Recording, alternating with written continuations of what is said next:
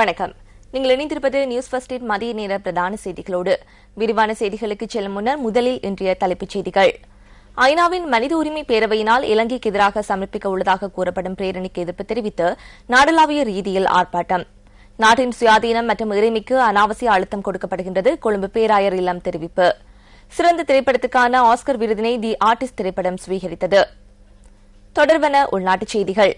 ஜெனீவாவில் இன்று ஆரம்பமாக உள்ள ஐக்கிய நாடுகளின் மனித உரிமைகள் பேரவையின் கூட்டத்தொடரில் இலங்கைக்கு எதிராக கொண்டுவரப்பட உள்ளதாக தெரிவிக்கப்படும் பிரேரணைக்கு எதிர்ப்பு தெரிவித்து நாட்டின் பல்வேறு பகுதிகளிலும் ஆர்ப்பாட்டங்கள் நடாத்தப்பட்டு வருகின்றன.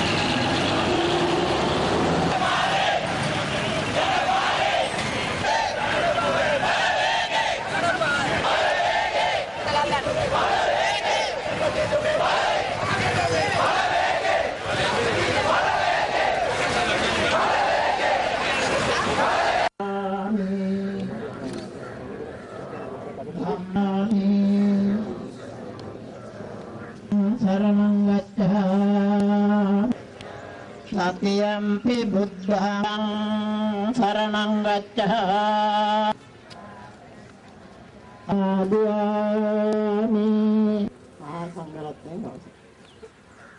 ඉතින් මේ සියල්ලම ශ්‍රී ලාංකිකයන් කියන මේ හැඟීම අප තුළ තිබෙන්න ඕන.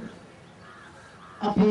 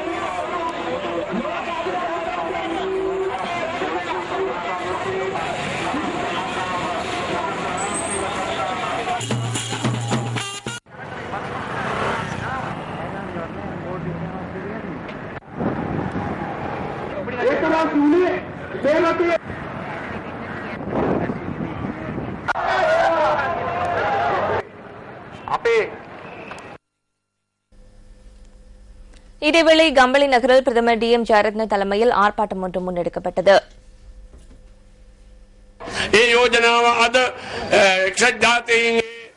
அந்த பிரேரணை ஐக்கிய நாடுகளின் மனித உரிமை பேரவையில் சமர்ப்பிக்கப்பட உள்ளதாக எமக்கு அறிய கிடைத்துள்ளது. நாம் தேசத்துக்காக உயிர் தியாகம் செய்வோம் என்பதனை கூறுகின்றோம். நாம் மரணத்துக்கு அஞ்சுவதில்லை. இந்த நாட்டை பாதுகாக்க நாம் தயாராக இருக்கின்றோம். அந்த அழுத்தங்களுக்கு எதிராகவே இந்த மக்கள் பேரணி ஏற்பாடு செய்யப்பட்டுள்ளது. நாடு பூராகவும் இவ்வாறு ஆர்ப்பாட்டங்கள் இடம்பெறுகின்றன. புத்தள மாவட்டத்தில் சிலாபம் நகரில் நாம் ஆர்ப்பாட்டத்தில் ஈடுபட்டுள்ளோம். நாம் தேசம் என்ற வகையில் ஒன்றிணைந்துள்ளோம் என்பதனை அவர்களுக்கு எடுத்துக் கூற இது ஒரு சிறந்த சந்தர்ப்பமாகும். எனவே எமது ஜனாதிபதிக்கு எதிராக கொண்டு வரும் இந்த சதி திட்டங்களை தோல்வியடை செய்ய வேண்டும். மனித உரிமை பேரவையில் முன்வைக்கப்படவுள்ள பிரேரணையை நாம் கண்டிக்கின்றோம். அந்த பிரேரணைக்கு அழிவு உண்டாகட்டும். அதனை கொண்டு வருவோருக்கும் அழிவு உண்டாகட்டும். ஐநா மனித உரிமை பேரவையில் இலங்கைக்கு எதிராக பிரேரணை ஒன்றை சமர்ப்பிப்பதற்கு அமெரிக்கா செயற்படுகின்றமையும் சில மேற்குலக நாடுகள் அதற்கு ஆதரவு தெரிவிக்கின்றமையும் நாட்டின் சுயாதீனம் மற்றும் இறைமையின் மீது அனாவசிய அழுத்தத்தை ஏற்படுத்துவதாக கொழும்பு பேராயர் இல்லம் அறிவித்துள்ளது.